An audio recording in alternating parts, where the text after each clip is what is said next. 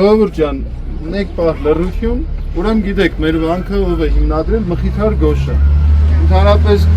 կզարմանաք, բայց վանքի անունը Գոշավանք չի եղել, սկզբից եղել է նոր Գետիկի վանք, որովհետև կառուցվել է ավերված Գետիկ վանքի փոխարեն։ Գետիկ վանքը այստեղից 30 կիլոմետր դեպի Ճամբարակ է եղել։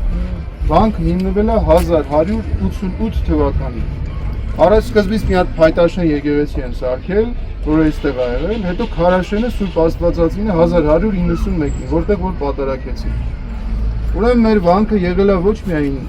աստվածաբանական հոգևոր կենտրոն, այլև եղել է գիտական, կրթական, աստվածաբանական եւ մեծ համալսարան է եղել։ Եվ այստեղ տարբեր ոլորտներից աչք են ընկնել, հեսա այս արևի տակից դուրս գանք երկու ոլորտ կպատմեմ ձեզ։ Իրեք ընդհանրապես խաչքարները մոտ 25-30 հազար հատ են հաշվվում։ Ջուղայում 10,000 հատ ունեինք, ադրբեջանցիները կոտրեցին։ Առանձին խաչքարներ կան, որ անուններ ունեն եւ հայտնի են, այդպիսի մի խաչքարը Պողոս Վարպետի փորագրած խաչքար է։ Այս է, փորագրվել է 1291 թվականին։ Սա ասեղնագործ խաչքար է եւ շատ մանրակրկիտ, կարծեք Վարպետը թելու ասեղը վերցրել է քարից եւ քարի վրա այսպես ասեղով կամ թելունով ասեղնագործել է։ Խաչքարը զույգ ընկեր է ունեցել, որ զուգահեռաբար այնտեղ է դրված եղել։ Մյուսին 1935 թվականին կարել են Երևան պատմության թանգարան։ Սա հայտնի խաչքար է եւ խաչքարները գիտեք, որ չեն կրկնօրինակում, կոնկրետ այս մեկին ես մոտ 3 տասնյակ հաշվել եմ, Միացյալ Նահանգներում կա, Երևանում կա, կարվել տեղեր Օշականում կա, Դադիվանքում էլ կար։ Դադիվանքում, հա, մի հատ կրկնօրինակ կար սրանից։ Այո, ես նույնիսկ գիտեմ ով ա դրել, Վահագնն ա դրել։ Ուրեմն սիրելիներ, սա 1291։ Դե գնանք այս արևի տակից դուրս գանք։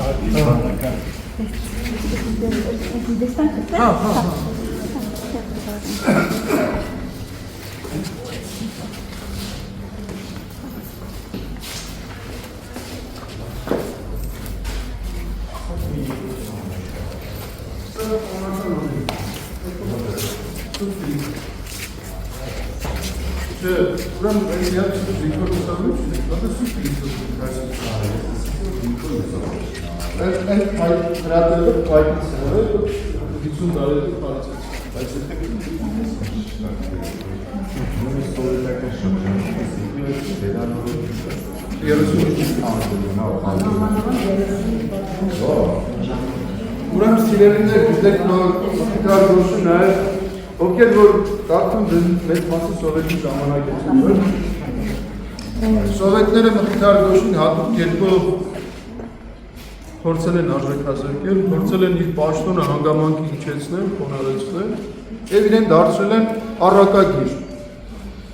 Մեծ մասը Մխիթար Գոշին գիտեք առակագիր, բայց Մխիթար Գոշը առակագիր չի եղել։ Մխիթար Գոշը մեծ վարդապետ էր, ով որ նաև առակներ է գրել, բայց առակներ իր կյանքի հիմնական նպատակը չի եղել, ինչպես որ սովետի շրջանից կարծվի, որ այդպես է։ Մխիթար Գոշը մեծ մտածումներ եւ մեծ երազանքներ ուներ, հատկապես երազում էր ունենային ինքնիշխան պետություն, որովհետեւ այդ ժամանակ երբ որ վանքին հիմնվում էր, հայկական Հայաստանի բուն տարածքում պետություն ու պետականություն չկար։ Զաքարյան իշխանները գրավել էին Հայաստանը սելջուկներից, իբր թե, այո, գրավել էին, բայց ելի սելջուկներին հարկատու էին դեռ մնացել։ Այսինքն ամբողջական իշխանություն, հարկավորություն չկար մեր երկրում, եւ Մխիթար-Գոչը նման մեծ երազանք ուներ, որի համար նաեւ ինքը գործնական քայլեր էր անում, գրել է հայտնի դատաստանագիր գիրքը 1184-ին, այստեղ չի գրել ուրիշ բանում է գրել, բայց այստեղ 2-3 անգամ խմբագրվել է։ Այս դատաստանագիրքը օրենքների ժողովածուն, որով կարգավորում էր միջանձնային հարաբերությունները։ Սա յուրահատուկ գլուխ գործոցեր է դարի 251 կանոններից է բաղկացած օրենքներից, որոնք վերցվել են Սուրբ գրքից, այսպես Մխիթար-Գոչը ծաղկաքաղ է արել, այսպես ասած, ամբողջ Սուրբ գրքի ճշմարտությունը եւ իմաստությունը իր կանոնների մեջ է։ Հետաքրքիր է, որ Մխիթար-Գոչի հատկապես առաջնորդում էր սկզբունքը, որ օրենքի տառը սպանում, այս օրենքի ոգին ապրեցնում է։ Մխիթար-Գոչի օրենքները շատ մարդասիրական օրենքներ էին։ Օրինակ առաջարկում էր դատական պրակտիկայից հանել մահապատիժ եւ մահապատիժը թողել միայն խիստ դեպքերի համար, դավաճանների համար թողել, համարելով որ օրենքը այնպեսին պիտի լինի, որ մարդուն բուժի, օրենքը կազդրող պիտի լինի։ Նաեւ խոսել է կանանց իրավունքների մասին, կանայք որպեսզի գույք ունենան, իրենց գույքը կարողանան տնօրինել, վաճառել, հյուրեր կամ կտակել որևէ մեկին, որովհետեւ այդ դարում այդպես կանայք շատ իրավունքներ չունեին, բայց Մխիթար-Գոչը շատերը կարծում են, որ այսպես կանանց իրավունքների պաշտպան է, չէ, Մխիթար-Գոչը մեծ մարդասեր է, որից բխում է նաև մարդասիրական իր հայացքները, նաև կանանց իրավունքի հարցերում։ Մխիթար-Գոչը նույնիսկ հանրային աշխատանքի տարբերակն է առաջարկում, որպես դատավճի, օրինակ ասում է, եթե մեկը սխալ բառ է արել, հանրության առաջ արել, իր մեղքը պիտի քանդի հանրային աշխատանք կատարել։ Շատ հետաքրքիր մոտեցում է։ Սա մեր Սուրբ Գրիգոր եկեղեցին է 1231-ին է կառուցվել։ Միանգամից նկատելի է, որ գմբեթը քարակերտ է, ապակուց է։ Գիտեք, ամեն 100 տարին մեկ միած ուժեղ երկրաշարժ է լինում Հայաստանում։ 88-ինը մենք ներկա ենք եղել, այլ ցավերը քաշել են։ Ուրեմն բայց հավատացեք, որ ամեն 100 տարին մեկ մի հատ տենց լինում է։ Օրինակ 1188-ին էլ է եղել, որը փուլ է տվել գետի վանքը, այսինքն երկրաշարժից հետո են եկել այստեղ եւ այստեղ նոր վանք են կառուցել։ Մի հատ 1880-ականներին էլ է եղել, որը փուլ է տվել մեր Սուրբ Գրիգորի գմբեթը, ընկել է Սուրբ Գրիգորի գմբեթը, սկզբից բաց է եղել, եթե ջուխտակ վանքում եղել եք, հա, տեսել եք ընդդեմի Սուրբ Գրիգորը ճիշտ սրան է դիմանում։ Ճիշտ սրան է։ Ուրեմն սկզբից բաց է եղել, հետո դիտե որ ծածկված է եղել, հիմա ապրես ժամանակավորապես ապակել եղավ ունի, իրենք, բայց առաջ ասված հույս ունենք, որ դեպք փոխարինվի քարե պատշաճի տեսքով։ Սուրբ Գրիգորը հետաքրքիր լուսավոր տաճար է այստեղ։ Տեսեք, Մխիթար-Գոչի օրոք մոտ 200 եկեղեցական է եղել այստեղ, 200 հոգով, մենք ունենք 5 եկեղեցիներ, 3 մատուռներ, ընդհանուր 25 սուրբ սեղան ունեցել, միաժամանակ 25 տեղ պատարակ է ատել։ Մեծ սեղաններին վարդապետներն են պատարակել, որ քարոզեն, իսկ փոքրիկ սեղաններին աբեղաներին են պատարակել եւ քահանաներ են ստանրաներության։ Գնանք, այստեղ օրինակ 5 խորանի 5 սուրբ սեղաններ, մեկը կենտրոնում, երկուսը վերևում, երկուսը ներքևում է եղել։ Սովետները հատուկ դիտավորությամբ եւ չարակությամբ բոլոր սուրբ սեղանները հանել իրենք ունեն պահել, իրենք ինչ են արել։ Սա սուրբ սեղան, սա փոքրերի համար, կարծում եմ սերի երկրի սուրբ սեղաններից է։ Սուրբ սեղաններն են կեստ։ Դուրս գանք սիրելի։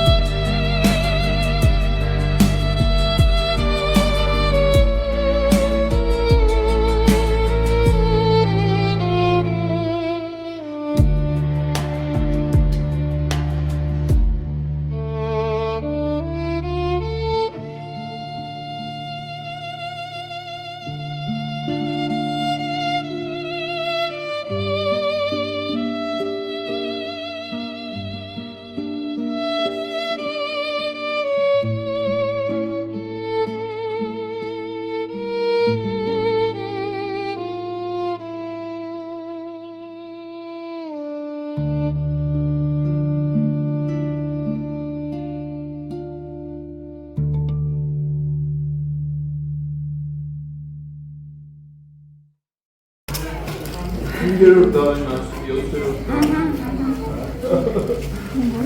Դե այստեղ իսկական տան խորը Ուրեմն նայեք, հա, այս մխիթար գոշի հա, 2 կամ 3 բան, այստեղ զով է, այս սրան մի զով է, ամարվա ամենաշոք որն էլ ով հետ մտնենք այստեղ մի զով է, մութ է, զով և մութ է, և հետարկիր է, որ նայք տեսեք նաև վերևում օդանցքում ենք, ուրեմն այստեղ պահել ենք, պահվել է ժամանակին մեր ձեռագրերը, սա ձեռագրավ պահոցն է, հիմա ձեռագրերը գիտեք ինչից էր, կաշվից էր,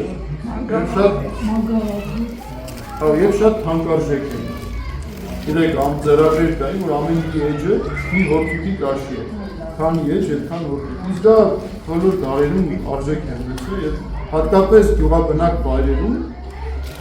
արժեքավոր է դա, կարող էին լինել ձեռագրեր և մագաղատներ, որոնք համարժեք կլինեին ներկայիս մի մեքենայի, նոր մեքենայի արժեքի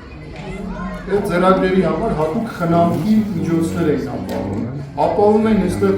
սառնություն, որպեսզի տաքությունից չչորանան ձեռագրերը, ապահովում էին մութ, որպեսզի լույսը չփչացնեն, եւ քանի որ գյուղում խոնավ է այստեղ, ապահովում էին նաեւ մաքուր օդ, խոնավությունը, որպեսզի անընդհատ օդափոխվի եւ սա հատուկ կառուցված տեղ է։ Ուրեմն, բայց այս կանխարգելիչ միջոցները չեն փրկել ձեռագրերի, մոնղոլների, սելջուկյաններից եւ սովետական շրջանից, թե հիմա այդպես եղել է։ Ուրեմն տեսեք, կարևոր, եթե դրսից նկատեցիք, երեխեքին չուզեցին մենք իրար չխանգարենք, ուրեմն շենքը եռահարկ է եղել։ Առաջի հարկում ամբողջ քարերը կան, այսպես խոշոր տաշած, չարթասած քարերը կան, երկրորդ հարկը սրբատաշ է։ Երրորդ հարկերը ամենից զանգերն են եղել, որը փուլ է եկել այդ զանգակական մասը։ Ուրեմն տեսեք, այս ակոբ քարերը բերել են այս դիմացի ժայռերից։ Իսկ սրբատաշը բերել են 4 կիլոմետր հեռու հանքատեղից։ Ուրեմն ինչը կառուցել են կցակառույց կամ կենցաղային նպատակով գրադարան կամ որևէ բան, կառուցել են անկոտ քարերով։ Ինչը որ կառուցել են սրբատաշ, կառուցել են աստծու համար։ Այսինքն ամենալավը աստծու սկզբունքով։ Հիմա տեսեք, եթե առաջի հարկը անկոտ քարերից է կառուցված եւ գրադարան է, երկրորդ հարկը սրբատաշ է, նշանակում է երկրորդ հարկում ինչ կա, եկեղեցի կա երկրորդ հարկում։ Ուրեմն այստեղ ունենք երկու սուրբ սեղաններ, Սուրբ Միքայելի եւ Սուրբ Գաբրիելի, եւ երկու սուրբ սեղաններ կան, որոնք Սուրբ Հրեշտակապետների եկեղեցին են։ Եթե անցքից նայեք, եկեղեցու այսպես խոյակները կամ կամարները կտեսնեք։ Սրա երկրորդ հարկում Սուրբ Հրեշտակապետների եկեղեցին է։ Եթե նոյեմբերի երկրորդ շաբաթը ձուն չի լինում, ցուրտ չի լինում, այստեղ սուրբ սեղան են սարքում, պատարակում են, վերև բարձրանալ այսպես վտանգավորը եւ չարժե վտանգել որևէ մեկի կյանքը, թեկուզ դրսից։ Սա ուրեմն նայեք, առաջի հարկը կառուցվել է 1241-ին, երկրորդ հարկը 1291-ին, 50 տարի հետո է կառուցվել, դա 50 տարվա տարբերություն։ Ընդհանրապես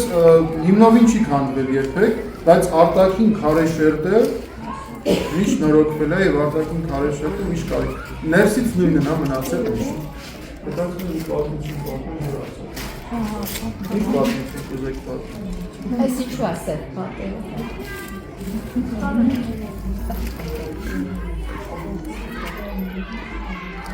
Դե ասեք, գիտեք, իջե վերջ ասեք։ Գիտե, մենք ինչ-որ կրակ են արել։ Գրքերն են։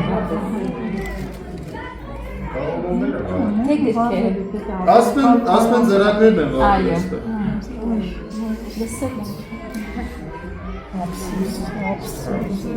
Ինչ կուզեք պատմել, մի պատմություն։ Գոշի։ Չէ։ Ձեզան։ Չէ, ինչ կուզեք ձեզ։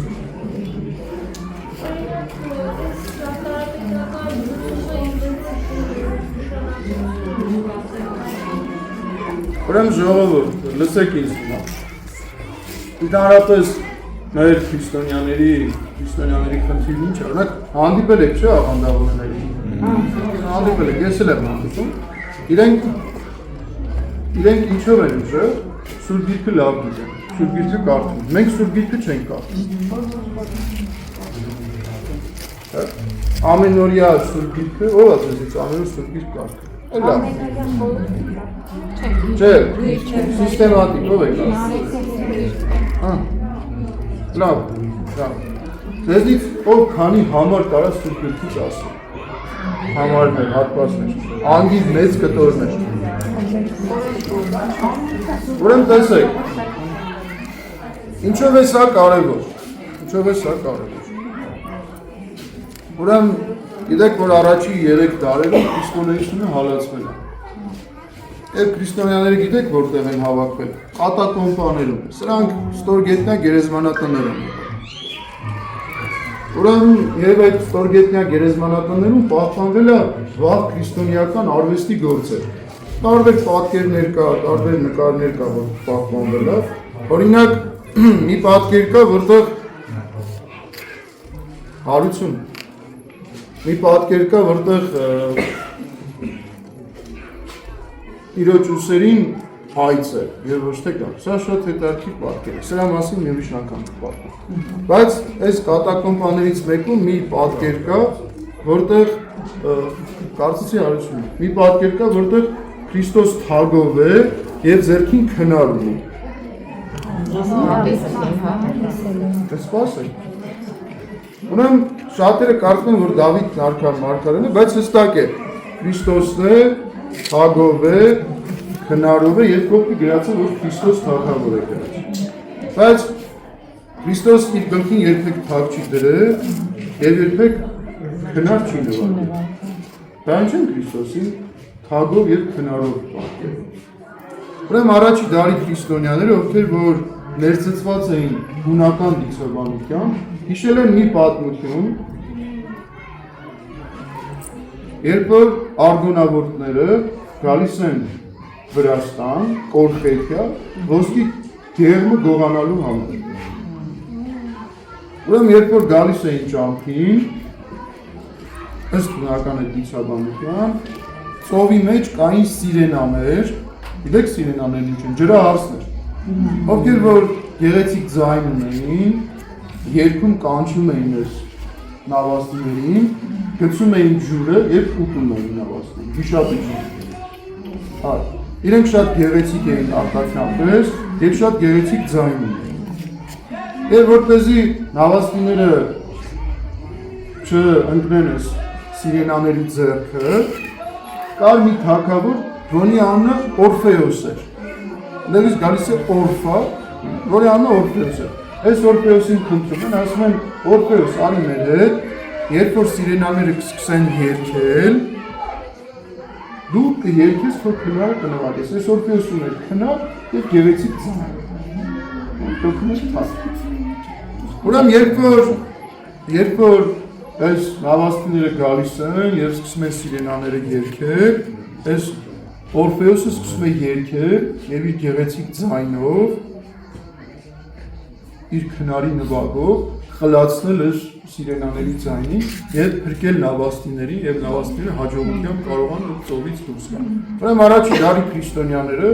սիրելիներ, Քրիստոսին պատկերել են կամ պատկերացրել են Օրֆեոսի նման, ով ունի գեղեցիկ ձայն, ում խոսքերը խլացնում են աշխարհի ձայնը մեր մտքում, եւ աշխարհը չի կանչում մեզ իր գեղեցիկ ձայնով, չի գցում իր ճանկը, եւ մենք փրկվում ենք աշխարհի գայթակղությունից եւ աշխարհի հոգեվոր կորուստից։ Ուրեմն սիրելիներ, շատ կարեւոր է, որ ձեր կյանքի մեջ, ձեր առօրյայի մեջ, ձեր մտքում Տիրոջ խոսքերը ունենաք։ Ավետարանից տարբեր հատվածներ անընդհատ հիշեք,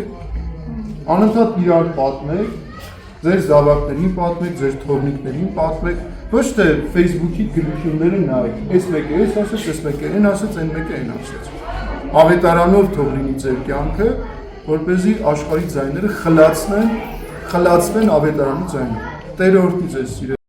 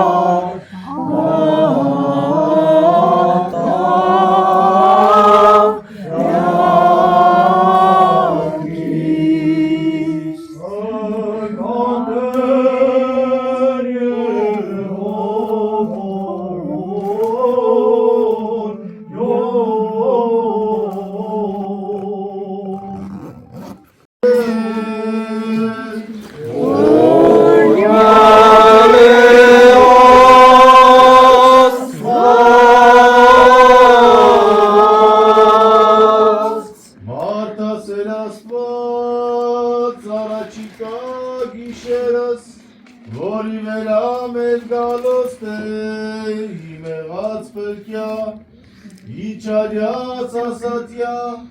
և իգործս բարիս առաջնորդյա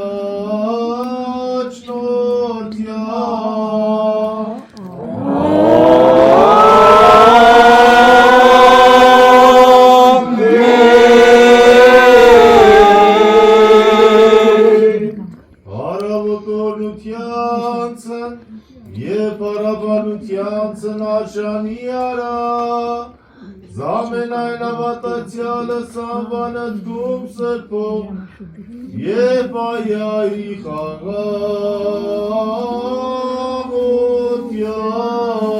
խաղաղոտյան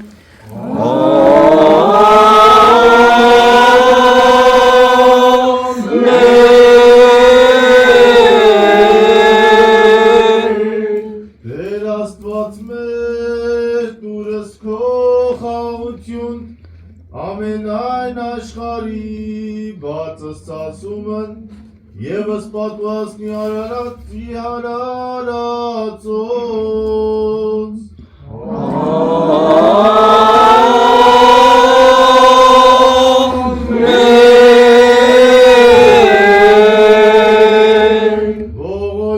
Ողորմյաց և եղբարց մերոց Կենդանյաց և հանգուցելոց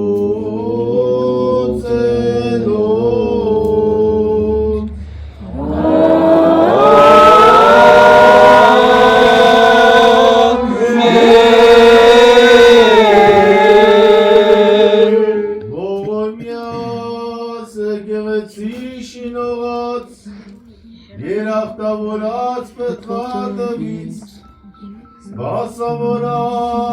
և այնոցիկ, որ կենթովանյավ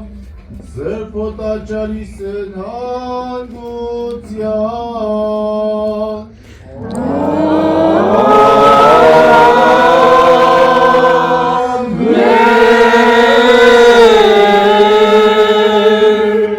Բեր Աստված օգնյա թագավորած Քրիստոնեից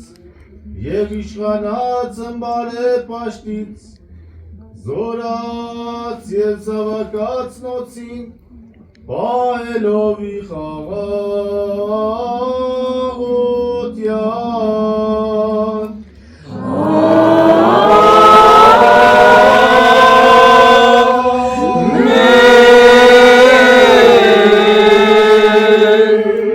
Տեր Աստված մեր պահյա հայրապետություն ամենայն այոց և զեղբայրությունս մեր ամբողջ և անխռով իգամս ողորմության քո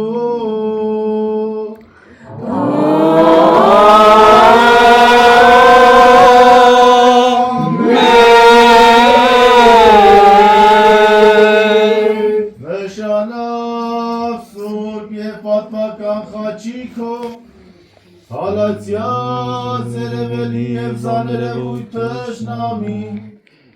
իսահմանած մերոց և իմնագութենես մեր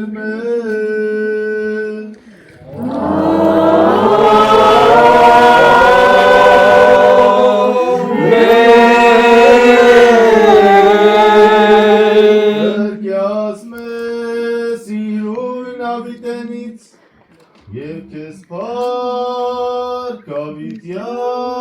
սամեն